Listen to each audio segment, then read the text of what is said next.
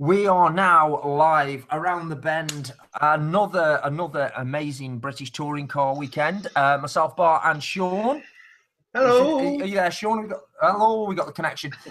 So Donington Park, mate. What did you think of it? I enjoyed it. A lot of safety cars, wasn't there? Really, a lot of them. But well, you know what Donington's like. It always brings out some exciting racing, especially race 2. That was proper good fun. Yeah, I feel like as well. There's just seems to be that all everybody's still new at school, if you get what I mean. It's almost like it was almost like it was the first round of the season again.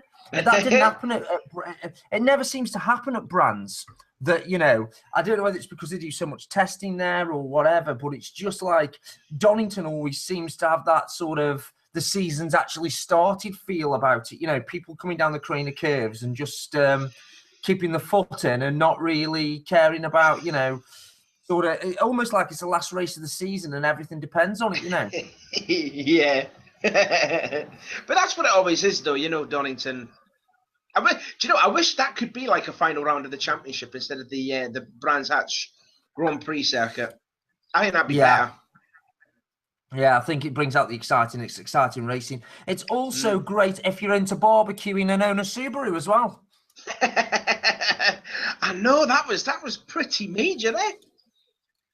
What I liked about it was the simple fact is we've got to say something because marshalling, right? Motorsport cannot happen without marshals, and marshals shouldn't be slated in any way, shape, or form. No. However, if that had happened at anywhere else on the circuit, you would have expected a faster response than what was actually got in the pit lane, where all the fire extinguishers you would have expected on that track would have been distributed from.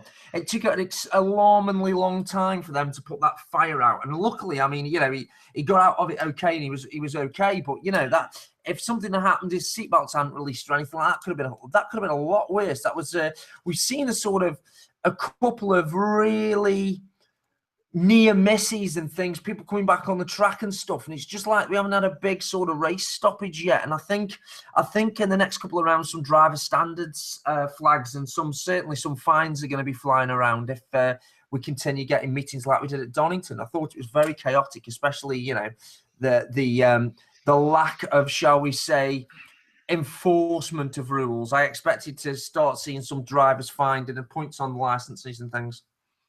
There's already have been. There's already been a few. Right, go on, fire away then. So you've got your list there. What's happening? What's the update, Sean? Right, we'll give you the updates then. We have to give a massive round of applause to Matt Simpson because he was given two official reprimands and a total of 4 penalty points for causing incidents involving Rob Austin and the one with Dan Welch, which really was Matt's fault. If you'd seen it, it was completely Matt's fault whatsoever.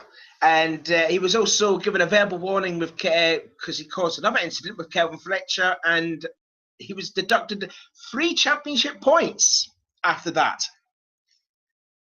So there you are. Just bear with me 2 seconds. Is that back on there now? It's all right. For some reason, it's it's all right. Google decided to mute my microphone. It must have been something I said. It must have been the UK offices of Subaru. You know, other barbecues are available. I just thought that car looks really, really like it's getting there. BMR seems to be really, really going there. You know, I don't think it's going to be long to go before they are I think by this sort of time they get to Croft, I really think they're going to be running at the front. You know, I think it was a good step forward for a car that's still in its sort of infancy, you know, of being run to try and get that done. So it's just what we've been talking about. You know, we said second half of the season they'll be there or thereabouts. Yeah. But I mean, what you were saying about the marshalling there, that was one of my topics of Get It Off Your Plate. It was just the marshalling and how they, you know, handled the fire. Because, I mean, I'd like to say this because I've actually done some marshalling before, only a couple of events, you know, and for certain people, You know, it's about when you actually see the amount of work and the amount of dedication that goes in for marshalling. It's the Yeah. main reason I couldn't do it. And it was the simple fact is I just that busy at work. I just couldn't fit it into the weekends because sometimes after work weekends. Yeah, yeah. And the dedication they've got and the skill level they've got, especially the marshals at Donington as well, which like along with, you know, Silverstone's like normally where they send marshals regionally to get training, if you get what I mean. So for them to be so lax in that putting that fire out, you know, it's not necessarily about the car. It's more a case of I was really concerned for the driver. I did think he'd end up with some more injuries as regards to like smoke inhalation and stuff, but you know, thank God everything was okay. It's just, I think sometimes we forget that, you know, this thing's actually being beamed into the living room. We like rubbiness racing, and we like the fact that the British Touring Car Championship is full of action. Yeah. But, you know, at the end of the day, this is being beamed into people's living rooms, and I should imagine there that, you know, the MSA are going to have some sort of internal investigation at some point about the response time of that particular incident to try and make improvements and make sure driver and spectator safety is better for the future. You know, I think it was more luck than judgment, really. I think when the Subaru was like on fire, I thought, you know, because I know that I seen the marshal running up to it, and then he stopped, and then he was taking the pin out, and if he would have ran and took the pin out whilst doing it, you know, he would have saved himself up 5 or 10 seconds, and James Cole might have gone out to the track for like the next 2 races. But since the marshal took that long stopping and then taking the pin out, waste of time, and then that was the end of James Cole's weekend. 5 or 10 seconds could have been over difference to saving the race car and getting out for race 2 than burning it alive. Well, burning it alive, that sounded quite harsh. You know, I mean, what really got me about this whole thing is, though, it was just going back to what we were saying before. There just seemed to be that almost that last round of the championship, everybody doing do or die moves, you know. And it was, I felt a little sorry for Calvin Fletcher. He goes really well. We try, you know, we are trying our best to be unbiased here. But, you know, with the club motorsport and everything that we watch, we've seen Calvin do minis and all sorts of things over the years. You know, he's not a driver at all. He's just not got the luck at all. I think ITV really are pushing the fact that he's on an ITV programme. And believe me, it makes it look like he's trying to chase British touring cars to push his acting career. For Calvin, that couldn't be any further for the truth, that couldn't. He wants to be there. He wants to be treated as a racer. He doesn't even want to mention the shows to him. You know, if you actually go to a club meeting, certainly when he's in Mighty Minis, he didn't want to speak to anybody unless it was about motorsport. And you got to respect the guy for that. You know, I think that it was I knew he was going to end up with the British touring cars. I always thought that was part of the plan for him going forward with the amount of motorsport he was doing and the amount of sponsorship he generated. But I didn't honestly think, I thought he was another 2 or 3 seasons away from British touring cars. I'm just hoping that it doesn't put him off or the sponsors off from doing it, because I do genuinely believe that within a couple of years, we're witnessing the handover to the next generation of, you know, of young talent. British touring cars. Yeah, young. I wouldn't not necessarily say young talent. I think the next generation of household names, because not all the drivers on there are young.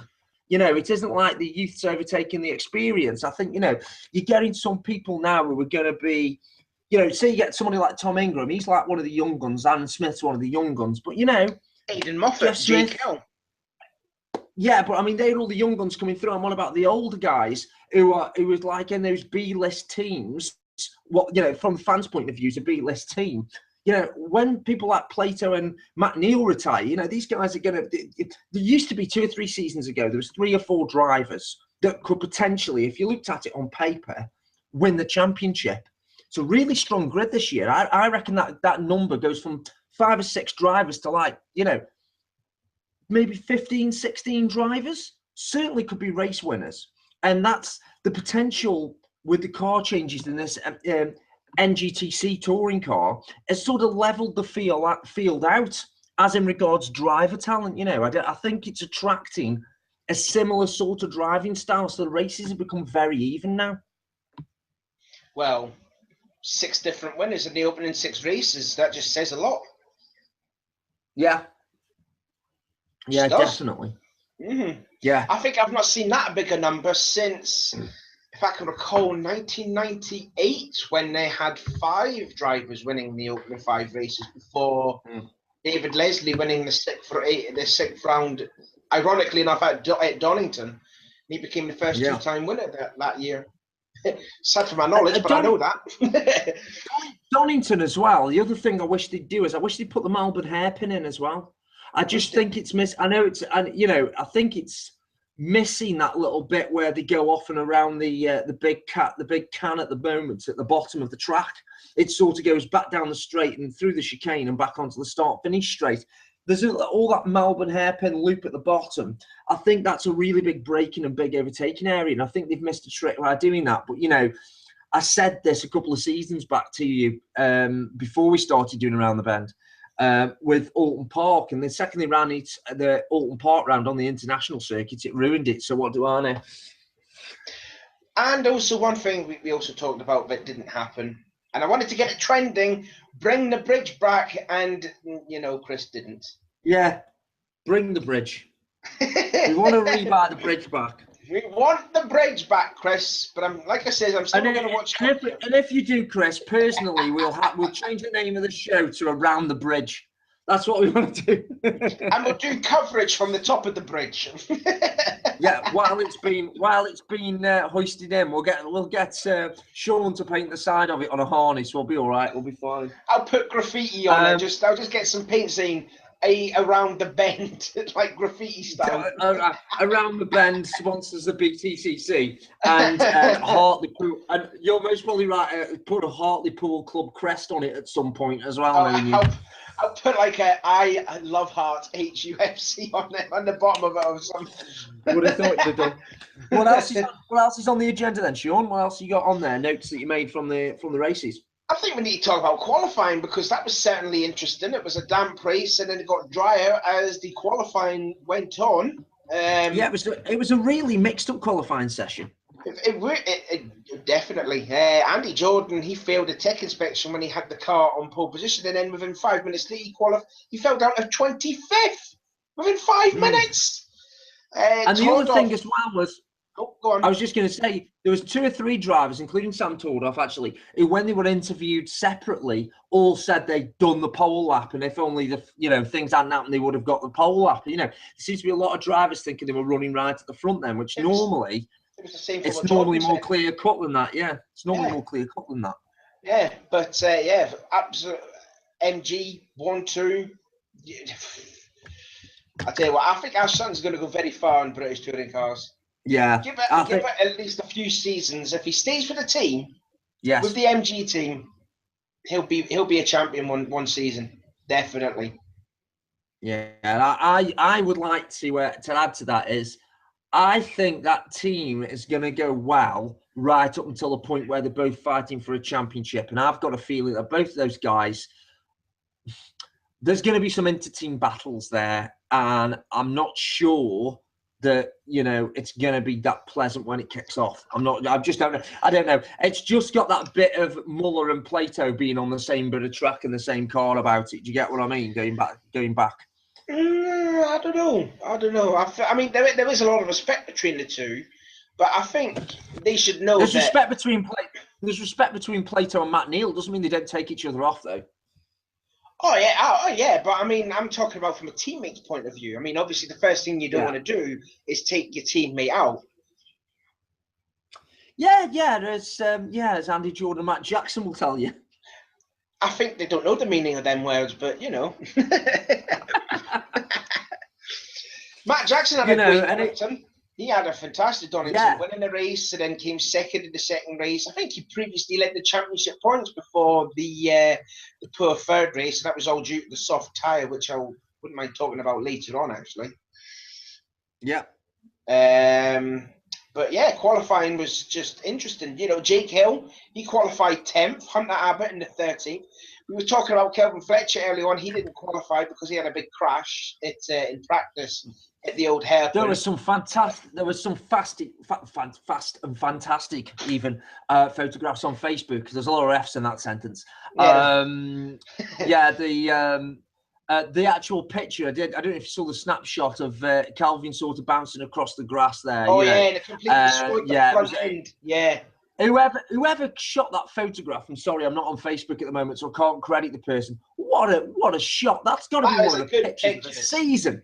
Oh, yeah. That was going to be one of the pictures of the season. I think definitely. If you do a caption competition, I think you can just put speech bubbles where Kelvin Helmet is and just saying OS blank blank T. Yeah, there was a lot. I saw one that said, "I'm in my tractor, nothing to see here," which I thought was quite funny.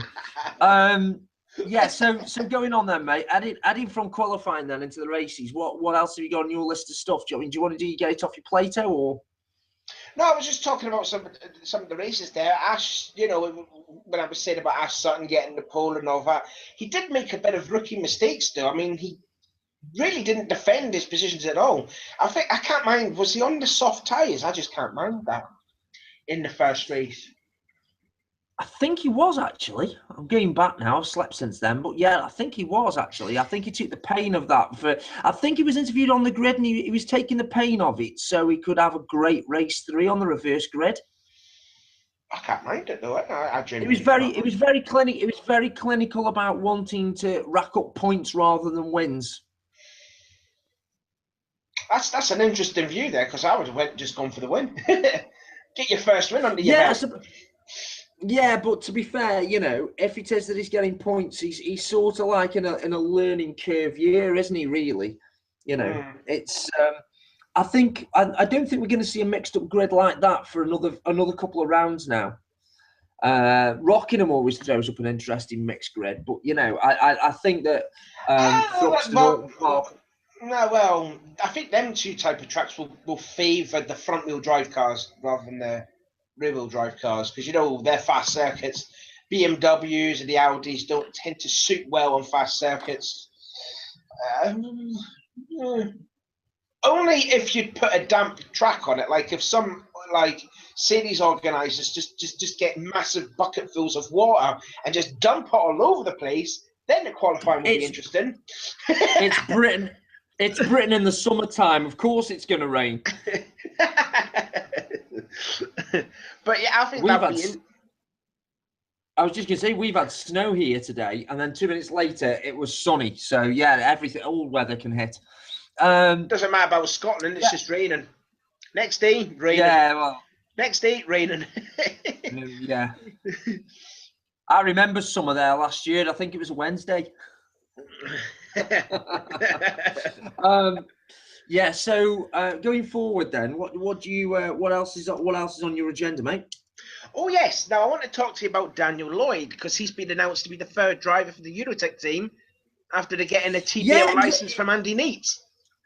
Yeah, and I've got to admit, now, I haven't had a chance to listen to the interview yet, but apparently, according to other people on the forums and Facebook and stuff, there was a fantastic interview done with Mr. U.R. Alan Gow on Tin Top Tuesday, which is a fantastic show. Recommend you listen to that one as well. And they were basically saying that it was down to the financial pressures of British touring cars. I feel a little sorry for Andy Neate. I don't think he ever showed his true hand of what he could do behind the wheel. Just to come back from the accident he had was testament to his character. And I think that because of this story about him, having the license revoked because he hasn't paid bills and all this bit or whatever it was that's done the rounds, I think that's a little harsh. He's been a really good driver for, certainly the last 2 or 3 seasons. He's really got back into his game again, and people who were connected to these major teams wouldn't use him if he wasn't a really good driver. So, I think he's had a bit of bad publicity just the last couple of weeks, and I feel a little sorry for him about that, because he's given a lot of entertainment. He's always been open to fans as well. He's always been really easy to get on with. So, when he's doing like press walks or pit walks or anything like that, grid walks, he's always been very approachable. So it's a shame he's not on the grid anymore. He's a good driver. I wouldn't rate him as a British touring car driver, though. Yeah, it's difficult, really. In GTs he went really well. He went really, really well till his accident, you know. So it's yeah, it's quite interesting, really. Yeah. The driver that's been announced then. So his actual team then. So Honda didn't get to keep that third license. Then they handed it back to Eurotech. Yeah, the third TBL license was given to the Eurotech team, and it was Dan Lloyd that got it. I was trying to rack up. I was trying to explain it in my mind how to explain it, but with me and dyslexia, it just doesn't work. No, with Dan then, is he? I mean, before, I'm sure I've come across his name in Porsche Carrera Cup. Is that correct? Yeah. So he's been on the build before, and he knows what the score is. Then I think he actually won a Porsche Carrera Cup race. I think. Yeah, I think I remember. I think it might have been Brands Hatch, but it was a good few years ago, though. I don't think it was that long ago. I think it was about 2013. I might be wrong there, but my memory. 2012, 2013. 2013, yeah. So, I mean, does this mean Eurotech now are going to take a massive step forward? They were taking massive steps forward before testing with the 2016 season. They seem to have been really switched on with the car this year. And I'm not saying they weren't in other seasons, but it just seems like, everything's lined up for it. I think they're going to have the best season ever in touring cars. I want to give a shout as well to Jeff Smith because he done quite well. He done very well at Donington. Okay, the first race was a bit of a disappointment, but he finished 7th in the second race, and I can't mind why he finished in the third race. But also give another shout out as well to his teammate Martin Depper because in the second race, in the first race he retired because he had 3 wheels on his wagon. Yes. So he had to start 31st and ended up finishing 17th. Maybe not a point scoring finish, but it's still pretty impressive. Yeah. Finish though. Yeah, definitely. These teams now, do you think that you're catching the front pack? It just I don't know, the midfield, what we class as the midfield, seems to be really strong this time around. Really, really strong. Oh, yeah. It's like if any of the front runners dropped the ball last year, they wouldn't have got caught, Whereas this time round, they really are. They can. I think people like Rob Austin will get a race win again this season easily. I can see him, bubbling away and coming to him. He seems to be really happy in that car. Well, I mean, you look at BKR. I mean, that's 2 podium finishes in the 2 meetings. Aaron's going really, really well, actually, to be fair. I think they're definitely catching up with the top teams. I mean, you look at the Halford Juasa team with Shedden and Neil. I mean, they didn't, they struggled in race 1 because they used the soft tyres. I think both of them finished, 13th and 14th. Yeah. So really, the midfield teams are catching up with the top teams up at the front. Yeah.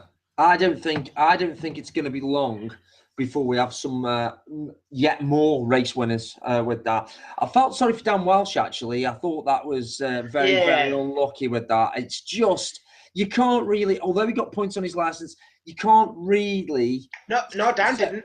No, I'm not saying he didn't. I was on about Simpson. I think Matt Simpson, yeah. Yeah, I think Matt actually... He went in too hot, and it was sort of like him going flat out for it and whatever. And the move was never on.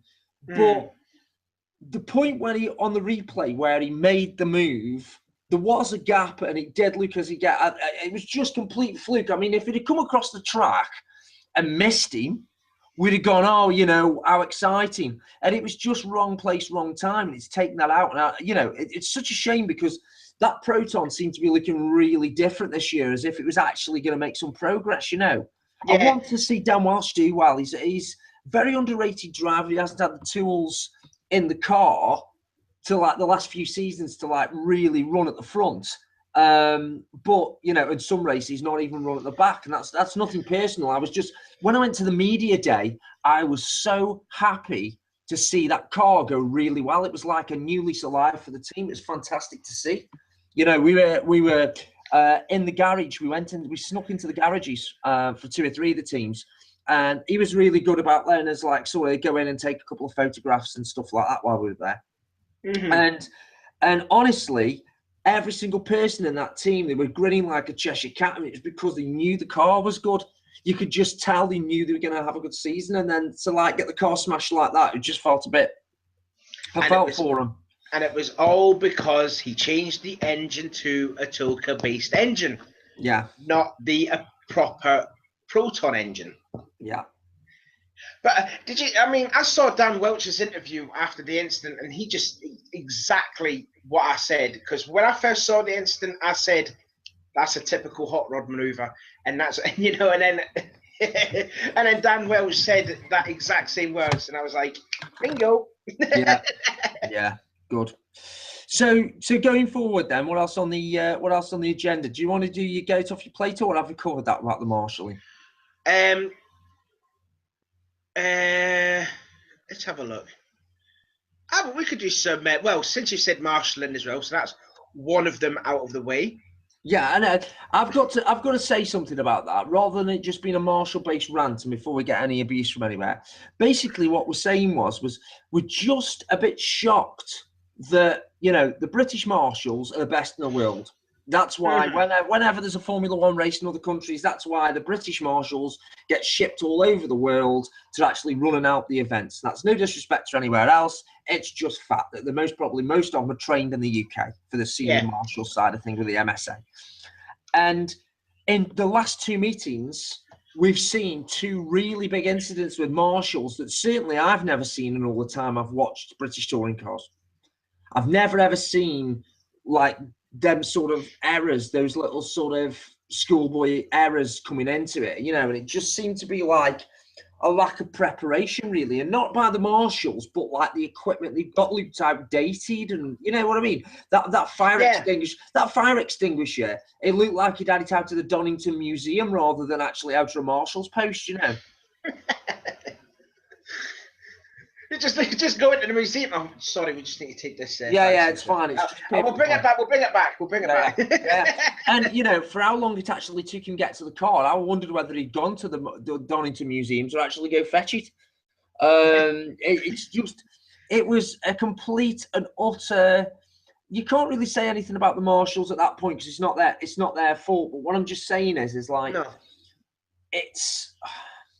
It's just unusual. I've never seen it before. That's all. It was just that's what my get it off your Plato is. It was just unusual. And all the time I've been watching the British Touring Car Championship, they were raving at. Do you remember when they had the spill truck? Was it last season they announced the spill truck, where they got this thing that if there was oil on the track, they got this new super duper. They'd spent fortunes on it. Alan Gow was raving about it. It was on the commentary saying they can clean spills up and there's no after no oil on the track when they finished and all this. But you spent all this money on that, and yet there's fire extinguishers that don't fire first time. It just seemed a bit weird, Just that's me. That's my get it off your Plato anyway. So, did you want to have a spin through yours, then, mate? What were you thinking? Well, I've got a few. Oh, cool. I've got a few. The soft tyres. They just need to scrap the soft tyres. I'm sorry, they just have to get rid of it. I think they should replace them with tyres they've had from a Part 1 taxi round. I think that's what they should do for race 3. I think they should have just a big load of Part 1 taxi tyres and should be made to go and select their own for the race. I mean, that would be better than the soft tyre. There, I've said it. No, I mean, what I was saying was, the soft tyres, they are faster than the medium compound tyres, or is it the hard compound tyres that the other tyres they are? I can't mind now. But they fall off the cliff so much. I mean, I recall I screen dumped the classifications on the live timing on the BTCC website.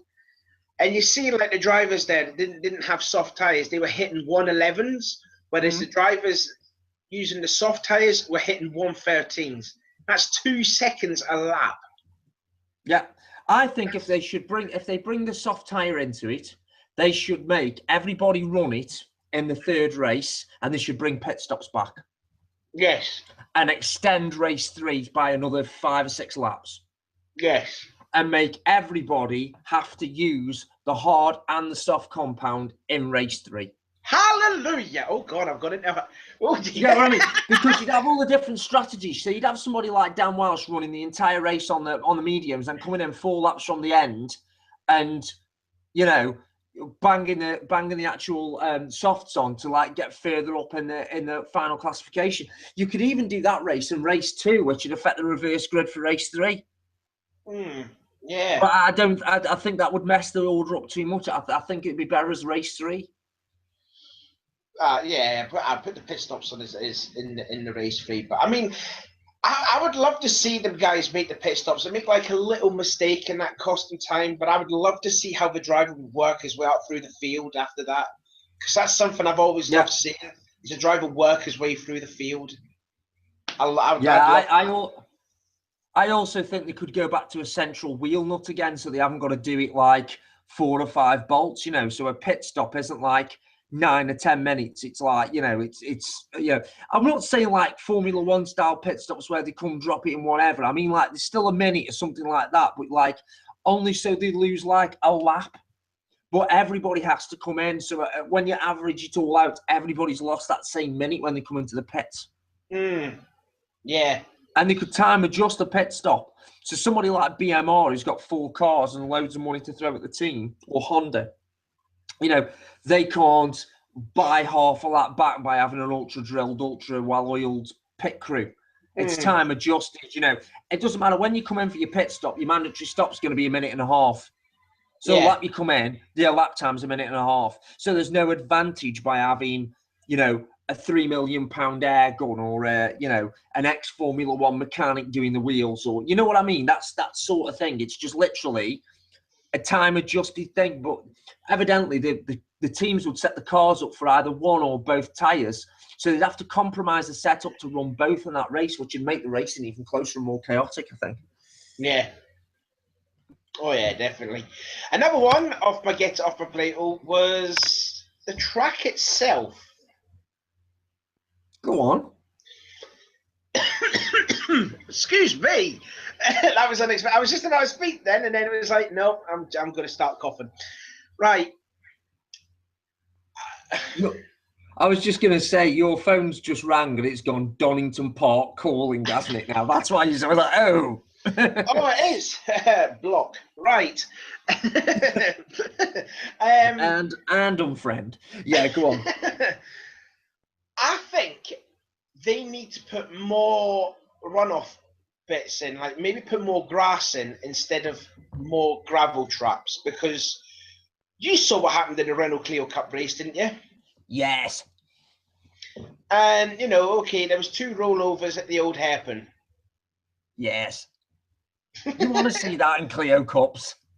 But I mean, it's what you touched upon in a previous episode, like back to last season. If you feel that the car's going to, if a Renault Clio Cup is going to go sideways in a gravel trap, it will roll over, and it did. Yeah. There's no 2 ways about it. It's a very, very strange looking gravel trap, and this is welcome to Bart's gravel trap, expertise. I've been in many gravel traps over the years because I have no driving talent. And the one at Donington. Now, to be fair, I haven't driven the one at Donington, but I have seen other people go in it for many, many, many seasons now. And it just seems to be deeper at the bottom of the Craner curves. And I can fully appreciate that it's got to be deeper to knock the speed off and everything else. But the point I'm making is if they go in, say, at Paddock Hill Bend at Brands Hatch, there is a consistent depth of gravel. Yeah. So you get a very controlled slide. At Donington, it seems to be very, very shallow. Then about 3 or 4 feet into the gravel trap, it seems to go really deep. So you see the cars skid in. Then all of a sudden, you just see the entire wheels disappear, and that's when they roll. And I don't know what it is. I don't know whether the gravel trap needs fetching out, it leveling off with more earth, and it just being an equal. I think they should probably get rid of the gravel trap and put like pavement on it. The problem is with that is at what point then does Mr. Plato start, and other drivers at the front, or I'm just thinking about the ones that regularly get warned for track limits when they're at an MSV track. Because Donington Park doesn't have the camera system on, say, like at Alton Park. At Alton Park, if you go off the track 2 or 3 times, it flags it up. There's little webcams inside all the curbs, and the clerk of the course then hands out the penalties. That doesn't happen. That doesn't happen at Donington, and to put that system in would cost millions of pounds. And when Alton Park got relayed a few seasons back, they built that into it. If you get what I mean, they actually built that system into it. But would you rather want to see a car like just spinning when like going to the old hairpin, or see it flipping? The only thing that concerns me about that is if you look at the other side, the accident that happened to Plato a few years ago, where he was. That's all just grass. Yeah, I'm not saying it isn't. What I'm saying is on the grass, when it happened, that flip was actually quite quick. That flip was quite quick. Happened, rolled over quite fast. On the other side with the gravel trap, okay, they had, a couple of cars went off and went over, but the actual roll was very slow. It wasn't like end over end over end over end. And I think that if you start concreting the bottom of there, if it's a wet race and at the dry, I think you're perfectly right in the dry, but I think personally in the wet, you've got a real good chance of hitting a massive patch of water and becoming a complete passenger and just going straight into the barrier, because you wouldn't be able to scrub the speed off, because you'd aquaplane straight off and into the barrier. I don't know how I feel about that. Perhaps a mixture of the two. Perhaps put concrete in at the first part as you come off the corner, and then as a safety measure, perhaps like make the last 20 feet gravel. Yeah, because I noticed as well. So you could scrub the speed off before you hit the gravel trap. I'd like some hybrid like that. Yeah, because I've seen like the grass. It's like a touring car's width, the grass, and then you get to the gravel. Right.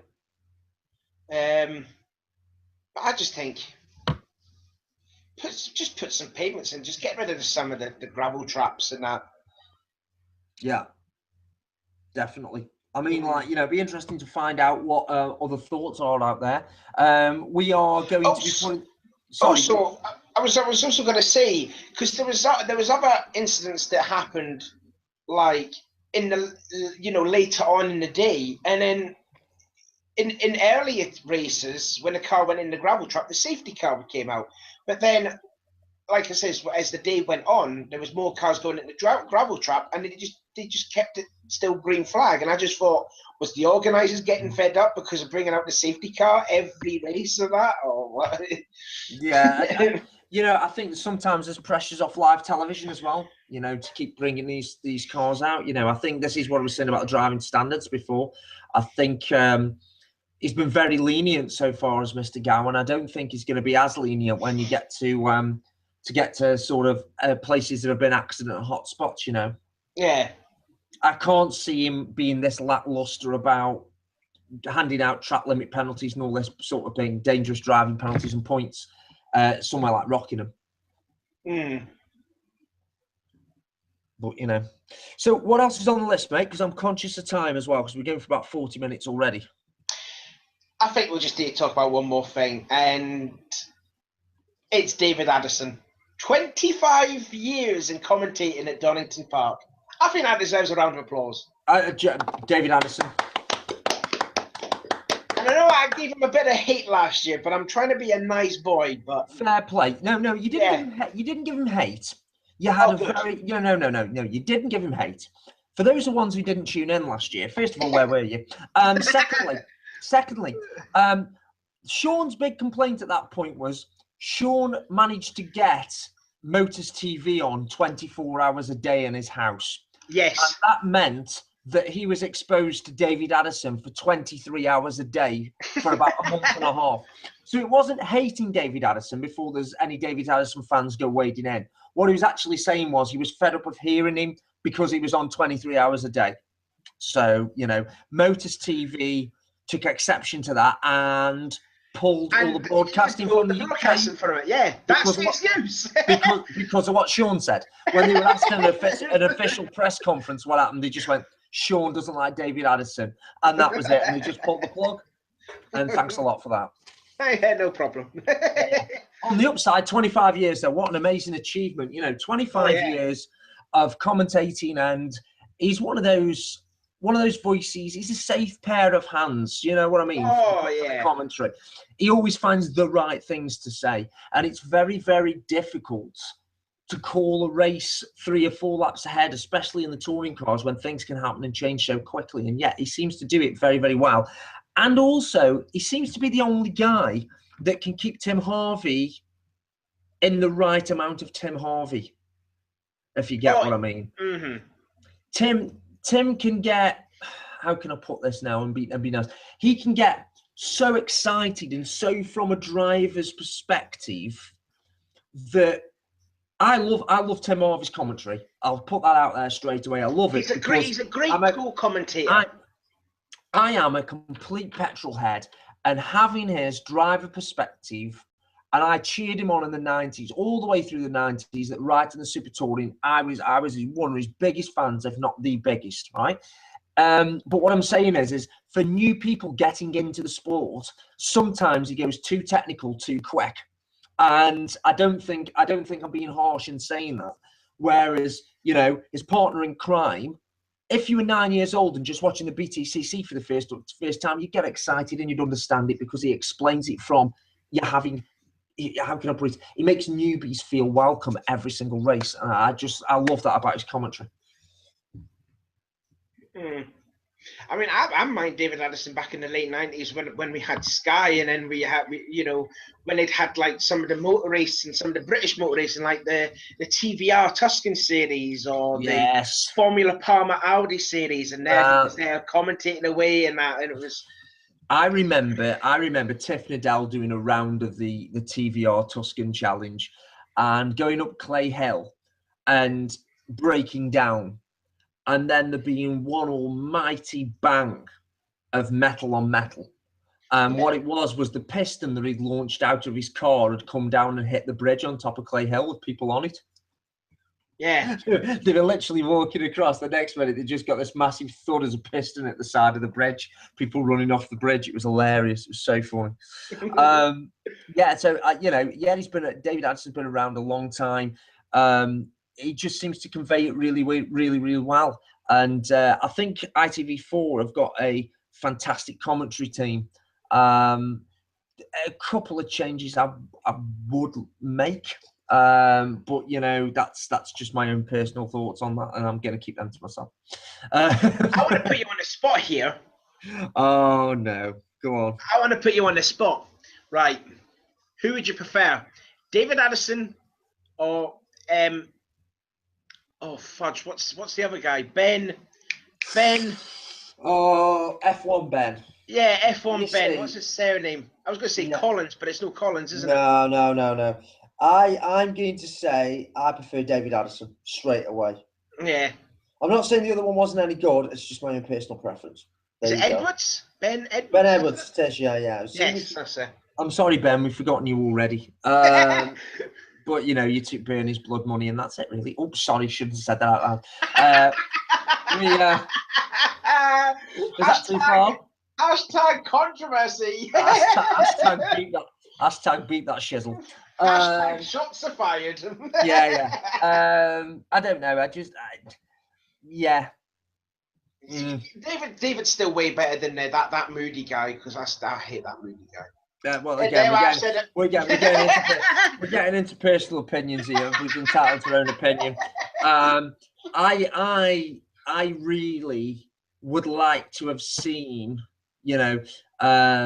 on the actual. I mean, I said it before. I like when Paul O'Neill commentates. I really, really think the British touring cars are making a grave sort of mistake by not having him in as a fan car. I think British touring cars at least could run him in for a round, and keep cutting to him in the race. You know what I mean? To sort of get it to even if he did a different lap with a different team every week and sort of said what the car was like to drive. And I know a lot of teams wouldn't want to give that information away, but that sort of, if he kept it very vague, who would not like to see Paul O'Neill thrash one of those new Subarus just for one lap? To give it like, oh, it's amazing. In other formulas, they do that all the time. They go meet the teams, meet whatever. I think the scope for Paul O'Neill and Louise to actually do more, not just about the drivers, but also about the teams, a day in the life of working, at Power Max or whatever. I just think it'd be a fantastic thing, I I should imagine. You mean like what's going on behind the scenes and that? Yeah, Yeah. You know, that'd be sort of interesting. like, That'd be good. yeah, sort of like a feature with them, like the week before the event, you know, doing any testing or preparing the car or loading the trucks up or whatever, you know. So you really get to feel the team from it, if you get what I'm saying. There's a lot of teams that do a lot of great access with their VIP stuff, you know, and it's just a shame that doesn't translate from the paddock to at home. You know what I mean? There's definitely a fair few missed opportunities with the coverage. Let's just put it that way. And it would be great if the let us actually put ideas in, because I mean, any idea I have is bloody awful anyway. But I mean, like, you know, that goes without saying. But you know, I just got a feeling that like perhaps they could take the risk of letting fans sort of suggest some stuff for race 3 just to try and spice it up a bit, or certainly, you know, suggest interviews and stuff. I'd love to see that. I'd love to see Paul O'Neill used more than he actually is. Mm-hmm. And Phil Glue as well, actually, to be fair. I was going to say Phil Glue. I mean, he's you know, a very good in-depth commentator too. I like him. Why has he not got a driving British touring cars though? He did one time when he won that Clio Championship back in the mid-noughties. Yeah, I know, but it's just and then he did a couple of rounds, and then that was it. I can't understand it, because he had everything going for him. You know, he had absolutely everything going for him, and it just seemed to have dried up. Now, I don't know what it is. I just wish he was on the grid. I just think he was a fantastic driver. You know, still is a fantastic driver. It's just such a shame we don't get to see him. You know, I just think with all the money coming into ITV4 from the British Touring Car Championship, there's got to be an opportunity for ITV to actually run a staff set of cars and stick Paul O'Neill in one and him in the other. Surely for an end of season race. Come on. Oh, why not stick Tim Harvey in one? Bring back the years, you know. I mean, roll back the years. Sorry. Yeah, that's only so you can see the man's an animal if John Clallan comes back. Oh yeah. To be fair. Yeah. Against Steve Soper as well. Yeah, that should be interesting. There was an interesting one as well. Did you see the Rob Gravitz on about making a comeback? Yeah. That's really interesting, because Rob's been running his own driver coaching. If you know about driver coaching stuff, you'll know Palmer Sports, the big one in the UK. That you know, it's basically he's been running his own sort of training school for ages doing that, and it seems to be that he tried to announce something last season, and most of the funding's in place. Yeah, that could be really interesting.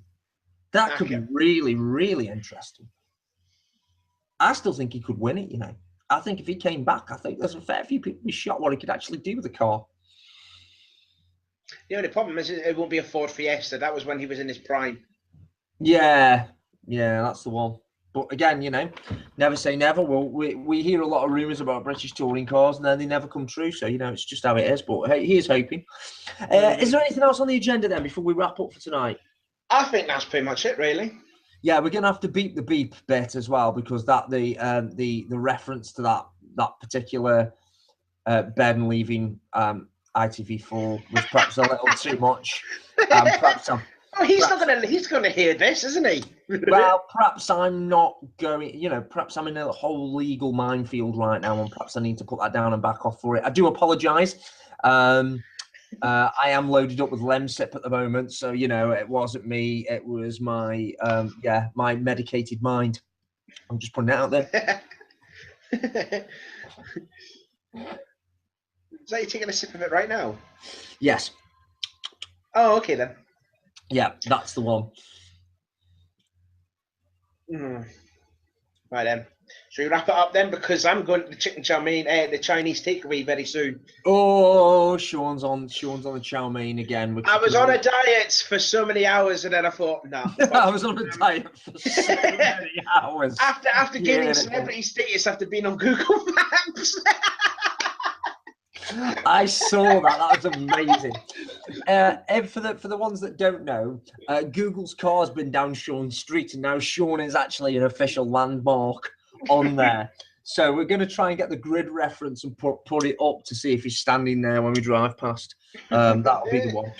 Also, as well, just to let you know, we are going to try and be expanding this out as well. Not just British touring cars around the bend, but like perhaps finding out bits more about some local clubs motorsport now to get involved in motorsport a lot more, including marshalling. So we're having a chat about how we're going to do these things at the moment. We've just got the hosting hopefully sorted for Mixcloud.